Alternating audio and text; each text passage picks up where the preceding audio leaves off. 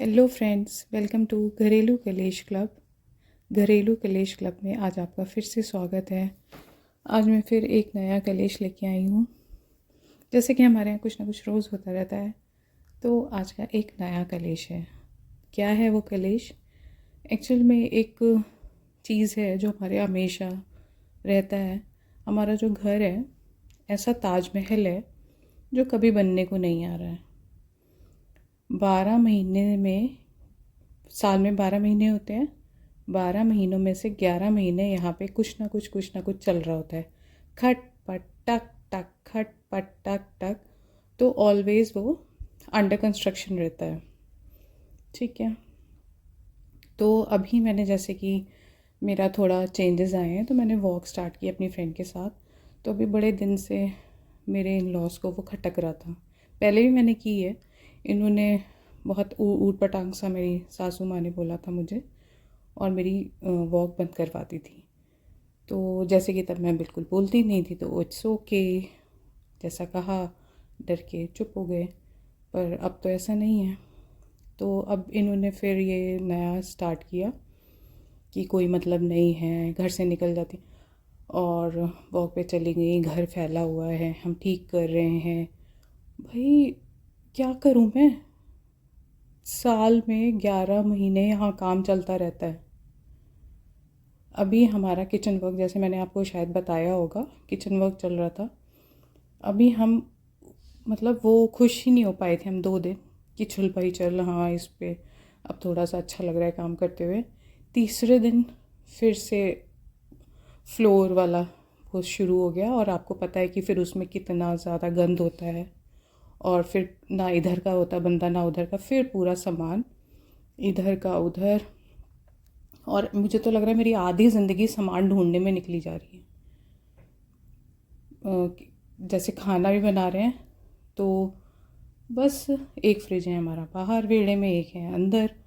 तो सोचो क्या मेरा हाल होता होगा, इधर उधर इधर उधर। और मतलब आधी ज़िंदगी मेरी इसी में निकल गई है, सामान ढूंढने में। और बस अभी तो कहीं ये भड़ास निकली नहीं है, इसलिए ये भड़ास सीधे की सीधी यही निकल रही है।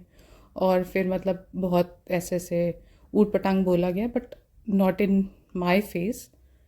पीछे से बोली गई ये बातें मुझे बाद में पता चली हैं। और लेकिन ये देखो, स्टैंड लेने का फ़ायदा देखो भाई, मुंह पे नहीं बोलेगी। अगर वही पहले वाले हाल होते ना, मेरे बुरे वाले, तो अभी जो चीज़ें पीछे से बोली गई ना वो मुंह पे बोली गई होती। और अभी जो मैंने एकदम स्माइल करके आपसे बात की है, ये ना कर रही होती, रो रही होती। इसलिए फिर से बोल रही हूँ, स्टैंड लो। बदतमीज़ी करने के लिए नहीं बोल रही हूँ।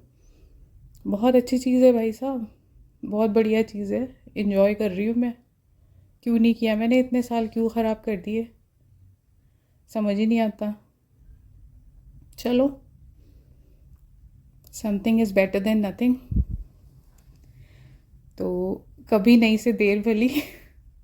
सब कुछ जो जो होता है सब ठीक है ना। इसलिए स्टैंड लो, बहुत अच्छी चीज़ होती है।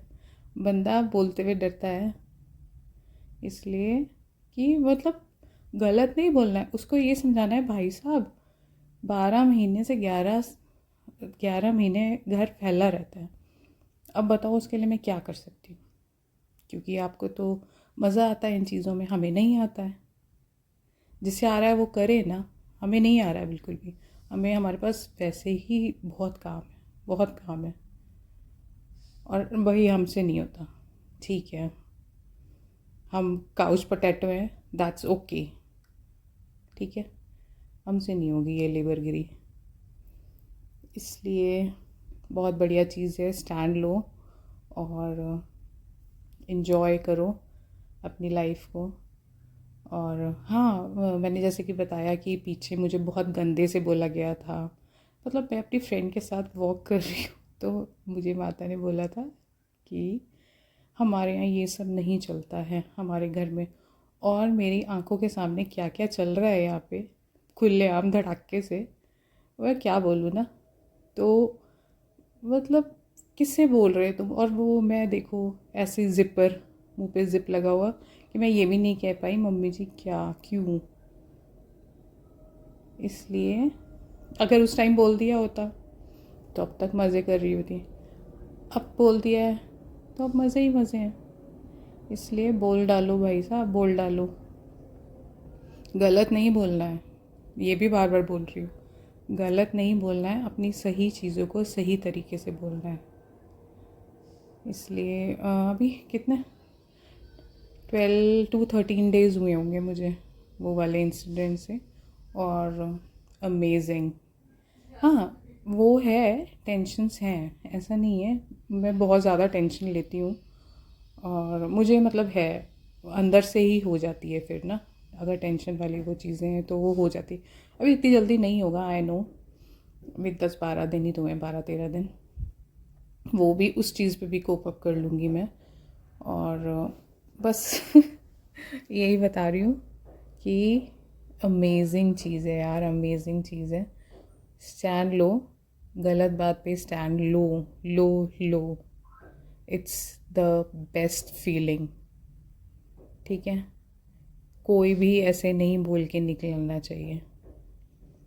लोग ऐसे लोगों को फुद्दू बोलते हैं, सीधा नहीं बोलते हैं आजकल। वो सीधे वाला वो गया, एक होता था भाई सीधा है शरीफ है, हम तो यही सोचते थे अपने आप को सीधे शरीफ, पर अब समझ आया भाई फुद्दू है, फुद्दू थे इतने टाइम से, बेवकूफ़। लोग इन्हें ऐसे लोगों को बेवकूफ़ बोलते हैं। सीधे वाला जो एक वर्ड है ना, वो कब से कब बहुत पहले ही कभी डिलीट हो चुका है।